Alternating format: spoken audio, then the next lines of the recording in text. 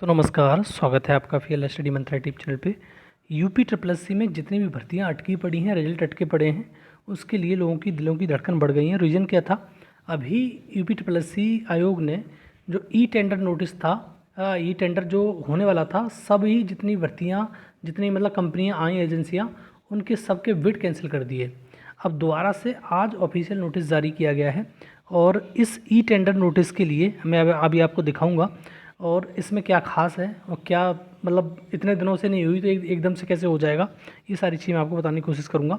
दूसरा, जो भर्तियाँ आपकी परीक्षा करानी है, जैसे बीपीओ की परीक्षा करानी है, ऑडिटर वाली करानी है, एक्सरे टेक्नीशियन की करानी है, जेई सिविल की करानी है, जूनियर असिस्टेंट 1262 की टाइपिंग होनी है, जूनियर असिस्टेंट 5512 का परीक्षा होनी है।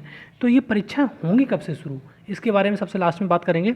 और दूसरा, ये जो टेंडर होना है, क्या इनसे जो नोटिफिकेशन आने हैं उनसे कोई लेना देना है? जैसे लेखपाल 8,000, लगभग 8,000 का मान के चलिए आप, नोटिफिकेशन आएगा। एएनएम 5300 का आएगा और लोअर पीसीएस का लगभग 1200 पदों का नोटिफिकेशन आएगा। क्या नोटिफिकेशन से या जो एजेंसी आएगी फाइनलाइज होके, उससे कोई लेना देना है? तो दोस्तों, इनसे कोई लेना देना नहीं है। जो नोटिफिकेशन है वो आयोग बना के खुद देता है, उसके पास अध्याचन आते हैं, आयोग उसको सेट करता है, आयोग फिर नोटिफिकेशन दे देता है। तो एजेंसी से इसका कोई खासा लेना देना नहीं है। लेकिन हाँ, परीक्षा करानी है आपको, आपका रिजल्ट देना है, तो रिजल्ट भी यूपी ट्रिपल एस ही देता है। परीक्षा कराने की, टाइपिंग कराने का जिम्मेदारी उसी की होती है जो एजेंसी कराती है। ठीक है, तो आओ नोटिस पे चलते हैं। जो नोटिस आई है दोस्तों, देखो आज ये नोटिस जारी की गई है और इस नोटिस को देखो 27 सितंबर, कार्यदायी संस्थाओं को एम्पैनल किए जाने हेतु अल्पकालीन ई निविदा सूचना। अब देखना, जो लोग 3 महीने से एजेंसी का चयन नहीं कर पाए, वो इतना फास्ट मोड में ये एजेंसी का चयन करने जा रहे हैं।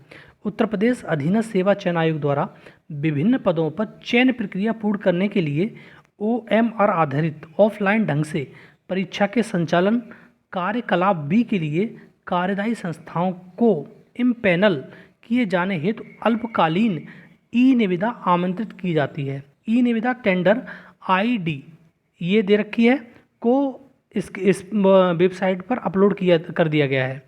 अब देखो, निविदा प्रक्रिया निम्नलिखित कार्यक्रम के अनुसार संपन्न की जाएगी। अब देखो कितना सुपर फास्ट मोड में कर रहे हैं। और देखो, एक इस चीज़ का एक ही बेनिफिट मुझे दिख रहा है कि बच्चे जो हैं, जो छात्र छात्राएँ हैं, उनका मनोबल डाउन ना हो, बस इसलिए किया जा रहा है। और मुझे और इसका कोई ज़्यादा इम्पैक्ट लगता नहीं है। जैसे availability of e tender documents on website, इस वेबसाइट पे होना है 27/9/2024, आज ही है 27, आप समझ सकते हो, आज करना है आपको।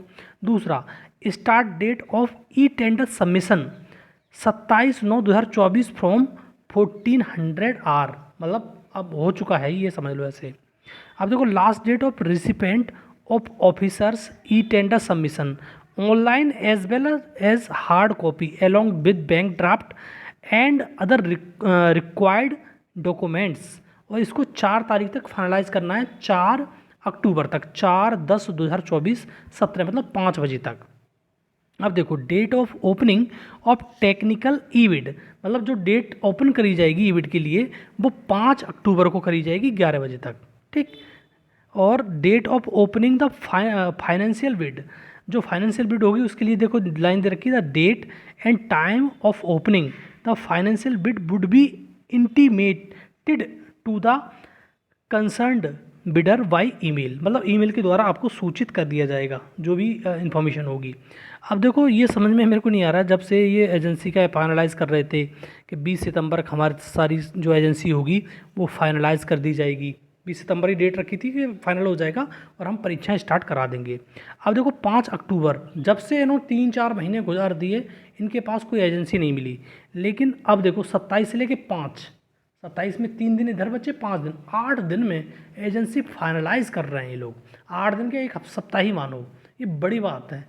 और सिर्फ मैं ये कह रहा हूँ कि अगर फाइनलाइज हो जाती है, फिर भी आपको, जैसे अक्टूबर 5 को फाइनलाइज होती है, जैसा दे रखा है इन लोगों ने, 5 अक्टूबर को फाइनलाइज होगी, तब भी 2 महीने मान के चलिए आप, 2 महीने से पहले कुछ नहीं हो रहा। 5 अक्टूबर, 5 नवंबर, 5 दिसंबर आपकी परीक्षाएं जो स्टार्ट हो सकती हैं, संभावना है, वो एक आध परीक्षा हो सकती है दिसंबर में हो जाए, बाद बाकी परीक्षाएं मुझे लग रहा है अगली साल ही सारी जाएंगी, उससे पहले परीक्षाएं हो नहीं पाएंगी। लेकिन इतनी जल्दी जो किया है लोगों ने, एकदम से 3 महीने में जो एजेंसी फाइनलाइज नहीं कर पाए 4 महीने में, वो 7 दिन में एजेंसी फाइनलाइज कर रहे हैं, बड़ी बात है इस बारे में।